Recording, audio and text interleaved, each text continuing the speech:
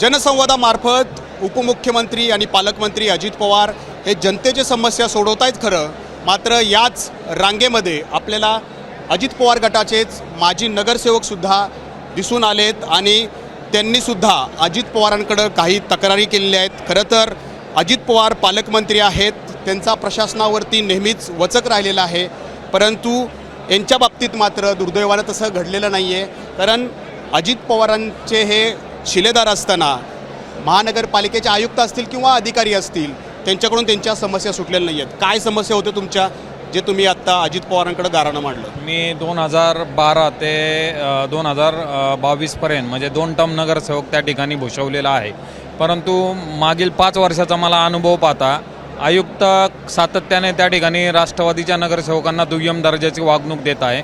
आपल्या महाराष्ट्राचे आराध्य दैवत छत्रपती शिवाजी महाराजांच्या पुतळ्यासंदर्भात मी 2018-19ला त्या ठिकाणी काळेवाडी परिसरात मंजुरी घेतली होती आणि त्याच्या बहुतेक मंजुऱ्या मी अगदी मंत्रालयापर्यंतच्या मंजुऱ्या मंजूर करून आणल्या होत्या, परंतु त्यानंतर जे आयुक्त आले त्यांनी ते काम फेटाळून लावलं।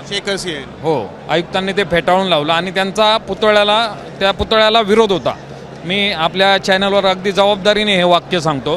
त्यानंतर मी दादांना भेटून ह्या सर्व गोष्टी जुनी कागदपत्र दाखवली, त्यांनी त्या कामाला मंजुरी देण्यास सांगितलं आणि त्या संदर्भातलं पत्र देखील मला महापालिकेने दिलं आणि त्या कामाला मंजुरी देखील दिली आणि त्याचाच फॉलोअप घेण्यासाठी मी आज दादांची भेट घेतली की ते काम आपण त्यांना सांगितलं होतं की तुम्ही अजित पवार गटाचे अजित पवारांचे पदाधिकारी आहात। मी सांगितलं होतं, परंतु मागील 3-4 वर्षाचा अनुभव असा आहे की केवळ दादांना सांगितल्यानंतरच आमची त्या ठिकाणी कामं होत होती आणि स्थानिक लेवलला या ठिकाणी अगदी कोणाची कामं करायचे आयुक्त?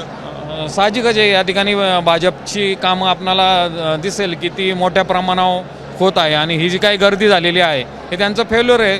कारण एवढी मोठी गर्दी झाली याचा अर्थ असा आहे की लोकांची कामं होत नाही आहे। तुमच्या बाबतीत पण तुमच्या मतदारसंघात पण हेच झालं, भाजपचीच कामं आयुक्तांनी केली, तुमच्याकडं कानाडोळा केला राष्ट्रवादीकडं? अहो, कामच झाली नाही म्हणून ती एवढी गर्दी जमली ना साहेब। कामं झाली असती ती एवढी गर्दी कशाला झाली असती?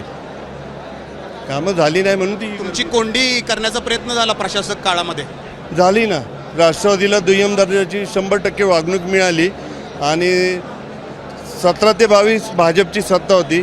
13 मार्च 22ला महानगरपालिका विसर्जित झाली आणि 22 ते आत्ता 26पर्यंत प्रशासक होतो। प्रशासक असल्यामुळे उदाहरणार्थ आपण डीपीचंच हे घेतलं तर 56,000 हरकती आल्या। म्हणजे आम्ही सांगतो की हे चुकीचं आहे। बरं, त्याच्या डीपी करताना कुठलाही राजकीय म्हणजे आमचा नगरसेवक त्याच्यात नव्हता। खरं तर नियमाप्रमाणे महानगरपालिकेचे महापौर, आयुक्त आणि स्थायी समितीचे चेअरमन आणि 2 सदस्य असे लोकांमधून निवडून आलेले 4 लोक त्यांना घेणं त्या कमिटीत घ्यायला पाहिजे होते, ते न घेता केलेला हा। मी आता तिथं जात होता आयुक्तांकडं, अजितदादांचं तर नाव त्यांच्यासमोर सांगतच असाल, अजित पवार पालकमंत्री होते तरीसुद्धा ते ऐकत नव्हते, म्हणून तर त्यांची बदली झाली ना साहेब। त्यांना इथून जे आम्ही गुलाबाचं फूल आणि नारळ दिलं आहे आणि काल परवा तुम्ही बघितलं असेल की पेपरला, त्यांना आम्ही शुभेच्छा आणि आम्ही त्यांचा निरोप समारंभ नाही केलेला, ते भाजपने केलेलं आहे। चांगलं काम केलं असताना आम्ही राजू दादांचा निरोप समारंभ स्वतः मी हजर होतो, राजू दादांनी चांगलं काम केलं होतं। त्याच्यातून आत्तापर्यंत बघितलंय अजितदादांचा दरारा हा प्रशासनावरती पाहिलेला आहे, मग तो दरारा कमी झाला म्हणायचं? कमी झाला नाही म्हणून तर त्यांची बदली झाली ना साहेब, म्हणून तर नवीन आयुक्त आलेले आहेत आणि हे आहे ते हंगामी आहेत। आता नवीन कोण येईल ते माहीत नाही आम्हाला। तुम्ही पण आलेला आहात समस्या घेऊन, तुमच्या इथंही अशाच प्रकारची दुजाभावाची परिस्थिती दिसली? हो, आता आपण बघितलं तर मुकाई चौक हा हब आहे, तर त्या ठिकाणी वाहतूक कोंडी ही कायम आहे। तिथं डायव्हर्जन दिलं गेलेलं आहे, पण ते टेम्पररी सोल्युशन आहे, त्याबाबत परमनंट सोल्युशन काहीतरी निघालं पाहिजे। पण आपण पाहिलं तर ते कुठलंही भाजपचे जे सरकार आहे ते कुठलंही काम करत नव्हतं। परंतु तुम्ही पण सरकारमध्ये आहे ना, त्या महायुतीच्या सरकारमध्ये आहात। आता आल्यावर 2017 सालपासून आम्ही फॉलोअपमध्ये आहोत। अजितदादा आल्यावर त्यांनी आश्वासन दिलेलं आहे की ते निश्चितच त्या ठिकाणी फ्लायओव्हर किंवा ग्रेड सेपरेटरची सोय करणार आहेत। आता अजितदादा पालकमंत्री होते, तुम्ही त्यांचे पदाधिकारी, माजी नगरसेविका या ठिकाणी होता, तुमच्यावरती ही वेळ आहे, मग काय सामान्य जनतेचं काय होत असेल? नाही, आमच्यावरती ही आत्ता तुम्ही पाहता इथं खूप गर्दी जमलेली आहे, तर दादा हे नेहमी त्यांच्या कामांसाठी प्रसिद्ध आहेत आणि म्हण आपल्याला खूप चांगली माहिती आहे की बोले जैसा चाले त्याची वंदावी पाऊले, म्हणून आज ही या ठिकाणी गर्दी भरलेली आहे. तर या ठिकाणी दादा निश्चितच काही ना काहीतरी कायापालट करून सत्ता या पालिकेत आणणार आहे. तुम्ही इथले स्थानिक आमदार असतील शंकर जगताप, यांना निवडून आणण्यासाठी विधानसभेत प्रचार केला त्यांच्याकडे नाही गेले मग तुम्ही बोलायला की बाबा आमचे प्रश्न सोडवून द्या, आम्ही तुम्हाला निवडून आणून देण्यासाठी जनतेत प्रचार केला? माझ्या घरात जर काही झालं ना तर आमच्या घरातले आम्ही दादांकडे जाणार. मी शेजारच्यांकडे नाही जाणार. तुम्ही त्यांचा प्रचार केल्यामुळे प्रचार करू द्यात ना. शेजारच्याला आम्ही मदत करतोच ना. शेजारच्याला काही दुखापत झाली तर पहिला शेजारीच जातो मदतीला.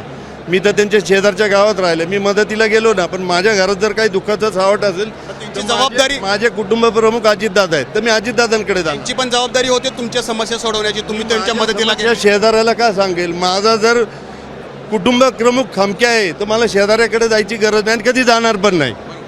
नटेसाहेब, तुम्ही पण प्रचार केला होता इथले स्थानिक आमदार शंकर जगतापांचा गेल्या वर्षी. त्यांच्याकडून काही तुम्ही समस्या सोडवून घेण्याचा प्रयत्न नाही केला? तुम्ही हक्कानं सांगू शकत होता की आम्ही तुमचा प्रचार केला आहे, आमच्या समस्या सोडवा. महायुती होती, महायुतीचा धर्म पाळणं आमचं कर्तव्य होतं, ते आम्ही कर्तव्य आमचं पार पाडलं. आणि धर्मातून तुमचं काम करून घ्यायला पाहिजे होतं. आता जसं अतुल शितोळेंनी सांगितलं, आमचे कुटुंब प्रमुख अजितदादा आहेत, आम्ही आमच्या समस्या दादांकडेच घेऊन येतो आणि दादा आमच्या समस्या सोडवतात. तर आपण बघतोय की सर्वसामान्य जनता ही मोठ्या संख्येनं या ठिकाणी आलेली आहे. खरं तर प्रशासक म्हणून आयुक्त शेखर सिंह या ठिकाणी होते. त्यांनी त्यांचा कारभार कशा पद्धतीनं केला त्याचं हे मूर्तिमंत उदाहरण या ठिकाणी आपण पाहतोयच. परंतु त्याचबरोबर माजी नगरसेवकांना सुद्धा या जनता दरबारात आपल्या समस्या घेऊन यावं लागलेलं आहे. अजित पवारांकडे ते या ठिकाणी साकडं घालतायत. एका अर्थानंच प्रशासक काळामध्ये या माजी नगरसेवकांची सुद्धा कोंडी झाल्याचं आपल्याला पाहायला मिळत आहे. कॅमेरामन अमोल गवाळेसह नाजीमुल्ला, ABP माझा, पिंपरी चिंचवड. ABP माझा, उघडा डोळे बघा नीट.